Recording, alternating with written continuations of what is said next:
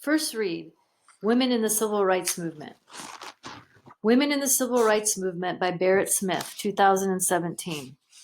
The Civil Rights Movement was a social movement in the United States that fought to end racial segregation and discrimination against African Americans. While we continue to recognize the leaders of this movement and those who contributed, the men of the movement are far more celebrated and remembered than the women.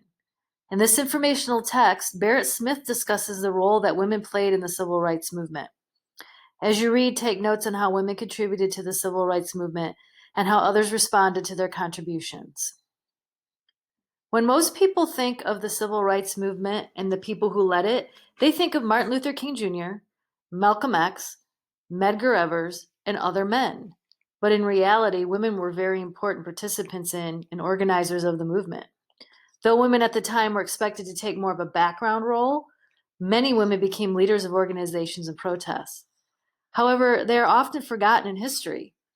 Rosa Parks is the most well-known woman in the Civil Rights Movement, but the way her story is told makes her seem like more of a symbol than the important leader that she really was. Many people think Rosa Parks was just a tired seamstress who didn't feel like getting up on the bus one day. But in reality, she had been involved in planning and organizing against racism for years. The day she refused to get up on the bus was not the first time she had thought about resisting this way.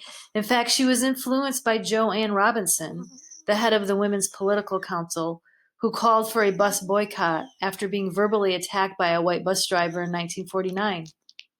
After the actions of Rosa Parks sparked the Montgomery bus boycott, women from many different organizations became the leading force that kept the boycott going.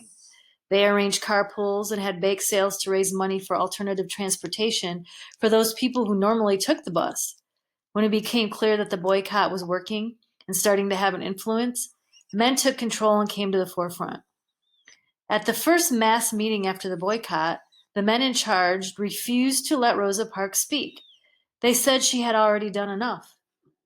This is an example of the huge impact women had on the movement, even though they remained in the background.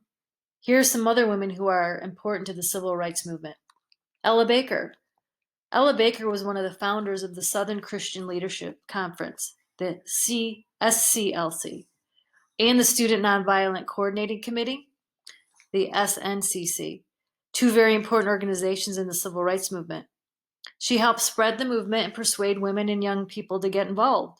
She also started a Northern support group that raised money and supplies to help people in the South. Septima Clark. Septima Clark was an activist whose work laid the groundwork for the Civil Rights Movement. She was a teacher who created a literacy program to teach African Americans to read and write. During this time, many states used literacy tests to prevent African American people, many of whom who didn't know how to read and write, from voting. Viola Liuzzo. Viola Liuzzo was a high school dropout and mother of 5 who became involved in the Civil Rights Movement when she returned to school. She was shot at age 39 while transporting freedom marchers in Alabama. There were many more women who were key participants in the Civil Rights Movement. Women were the majority of members in many local chapters of civil rights organizations like the National Association for the Advancement of Colored People, the NAACP, and the Black Panther Party. They were also the majority at many grassroots protests. Women organized these events, cooked and prepared for rallies, and then cleaned up afterwards before getting ready for the next one. As Mildred Bond Roxborough, a secretary of the NAACP, said, "Without women, we wouldn't have an NAACP." However, in spite of the importance of women in the civil rights movement, they had to deal with sexism and discrimination within the movement. When they asked for a representative at the 1963 March on Washington, the men organizing the march denied their request. They were offered seats on the platform and told they already had the famous gospel singer Mahalia Jackson as a representative. However, Jackson was not allowed to make a speech. Women were disappointed by being denied adequate representation, but they still supported the march because they knew it would have a huge impact on the country. Black women were oppressed not only by racism, but also by sexism. Even within the civil rights movement, they were often denied positions of leadership, overshadowed by men, and harassed. Women leaders had to fight for resources as the men usually had first pick. But when they tried to speak out against the sexism in the civil rights movement, the men said that they were taking the focus away from what it was really about, racism. Because of this, women felt like they had to choose one battle to fight. At the time, many Black women thought race was more important.